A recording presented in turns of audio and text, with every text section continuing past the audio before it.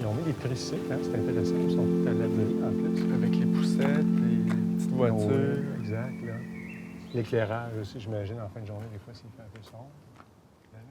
On est ici, en fait, pour voir différents thèmes qu'on devrait peut-être approfondir ou voir différemment au Québec, c'est-à-dire l'espace urbain, les places publiques, le transport, la mobilité, ensuite l'habitation, l'aménagement au bord de l'eau et, bien entendu, les écoles.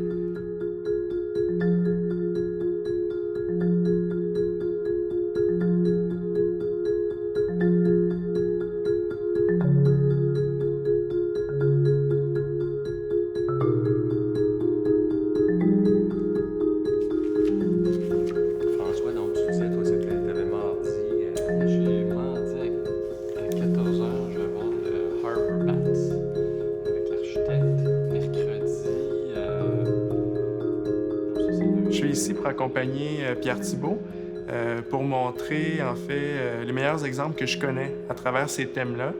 On est aussi avec François Cardinal, qui est journaliste à la presse, principalement sur les sujets du design urbain et de l'architecture. Et aussi avec Hugo Kavenaghi, qui est directeur d'école du Collège Sainte-Anne. Et en fait, tout le monde donne un peu ses impressions en même temps pour qu'on puisse générer certaines discussions et faire élever, je dirais, le discours sur ces thèmes qui sont précieux, je pense, dans notre quotidien, dans la ville, et qui pourraient aussi être très intéressants pour le Québec.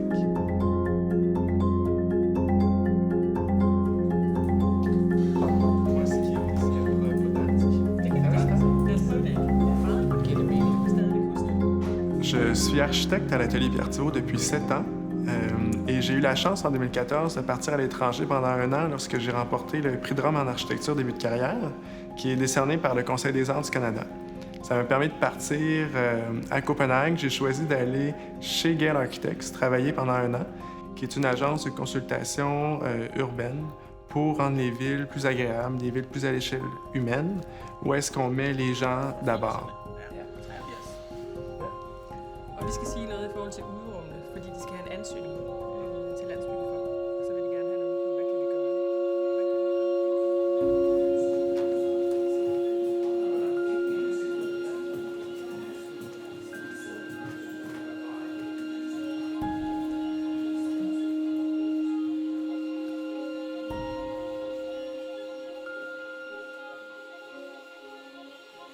Je suis en train de travailler avec un livre. J'ai parlé de les grandes questions, la balance entre densité et qualité de vie.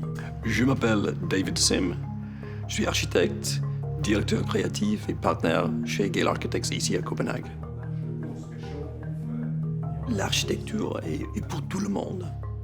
Et je crois que ça fait partie aussi plus large de la tradition de l'architecture et design en Scandinavie.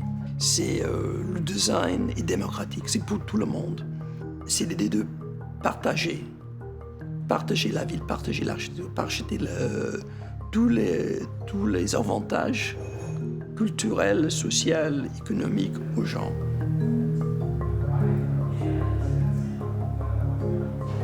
une tendance à la fac d'archi à nous apprendre à faire des beaux immeubles. Et les immeubles, et on va être des architectes stars, et c'est que nous, et quelque chose de très narcissiste quelque part aussi, et dont l'immeuble est la chose la plus importante. Et c'est tout ce qui est derrière les lignes, non? Et ce que j'ai beaucoup appris chez Gail, c'est que ça, c'est un élément, mais il y en a plein d'autres. Donc, comprendre ou essayer de comprendre la complexité de tous ces éléments, c'est ça ce qui rend une ville incroyable, c'est ça ce qui fait une ville hyper attirante, hyper belle, et c'est ça ce qui fait une population heureuse.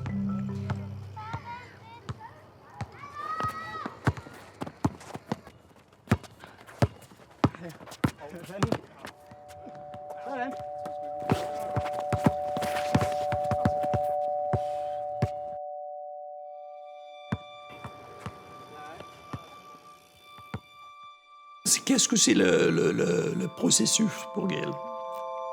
Nous commençons presque tous les projets, pas avec des croquis ou des dessins, mais par visiter, par compter, regarder, surveiller tout ce qui se passe dans les villes, comprendre les villes, parler avec beaucoup de monde, pour vraiment comprendre la situation avant que les croquis commencent.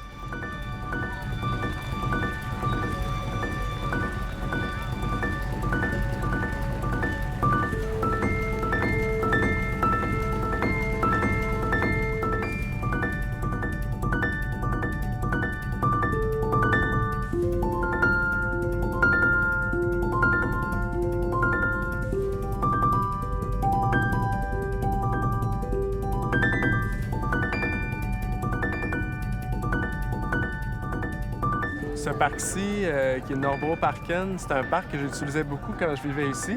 Donc ce parc-là est assez intéressant parce qu'il y a une grande coulée noire, puis après ça qui se transforme en une coulée rouge et ensuite une coulée verte. La coulée noire, ce qui est assez intéressant, c'est qu'il y a une grande montagne, une grande topographie qui crée. Il y a des lignes aussi au sol qui sont tracées pour accentuer cette topographie-là, ce changement de niveau. Ensuite, on arrive en bas de la côte, donc il y a les enfants qui roulent à vélo, en skateboard, en trottinette. Après ça, on arrive à un genre de jeu d'échecs. Il y a plein d'endroits pour s'asseoir, il y a une fontaine. Donc, il y a la vie vraiment là, qui permet d'apparaître grâce à ces éléments-là.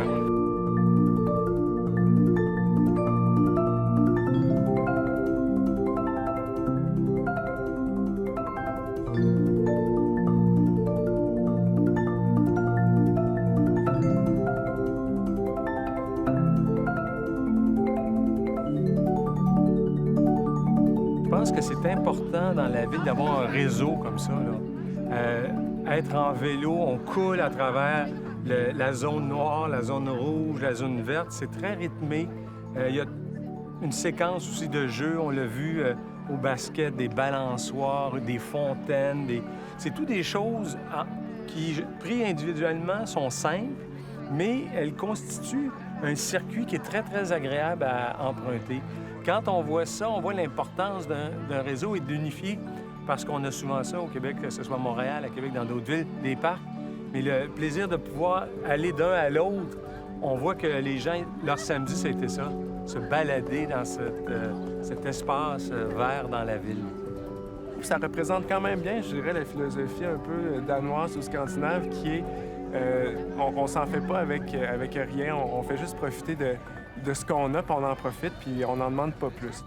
Je pense que c'est un grand cadeau qui est offert, en fait, aux résidents de Copenhague, hein, ce plaisir-là. On comprend que c'est pas un investissement majeur, mais c'est du bonheur en grande quantité. Oui, vraiment.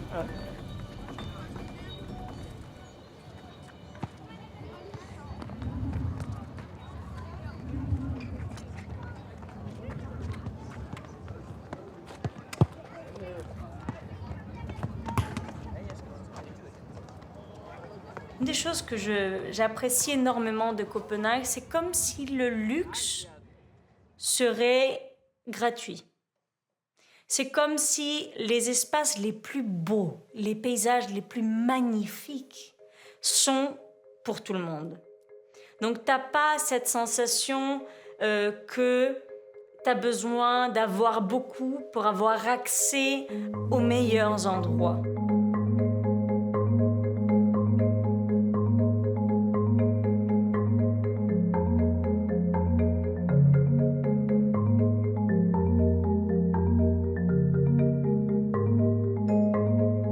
Cette place publique ici, qui est Israël-Platz, en fait, c'est un stationnement qui était avant en surface, qui est maintenant rendu souterrain.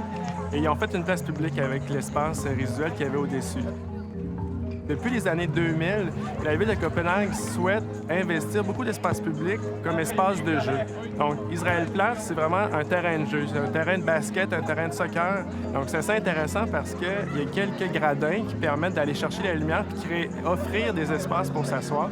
Parce qu'une des premières choses qu'on doit faire pour qu'un espace public fonctionne, c'est d'inviter les gens à y rester. Donc, d'avoir ces gradins-là, c'est super intéressant parce que les gens, d'un côté, à l'ouest, peuvent profiter de la fin de journée, avoir l'apéro, tout ça, et de l'autre côté, dîner lorsque le soleil est plus à l'est, plus au sud.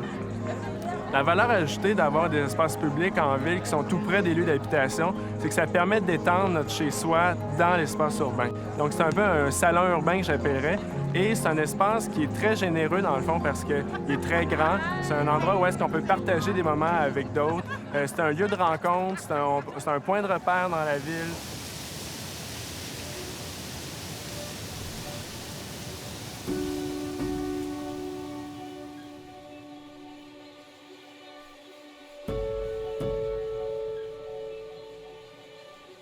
Je pense que c'est peut-être un peu ça, l'aura de Copenhague.